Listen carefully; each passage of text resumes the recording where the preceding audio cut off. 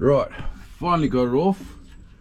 This bolt here was pain in the ass to get off, but as you can see, got fuel in the intake, and here on the carburetor, if we can see that, if you can see that wee dot there, that little dot, with something to point. Right there, there's a little dot on the top of the crescent, that dot there. So when it's pumped up, the fuel should sit right on that dot, and he's saying that it's coming way above it. And as you can see, come on, focus, we've got heaps of fuel on there, too much.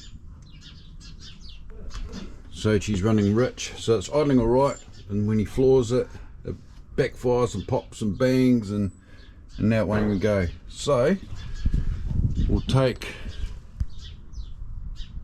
these screws here off, and there's a float that pushes up a little valve to stop the fuel from coming in. Once we get this here off, I shall show you how that's done.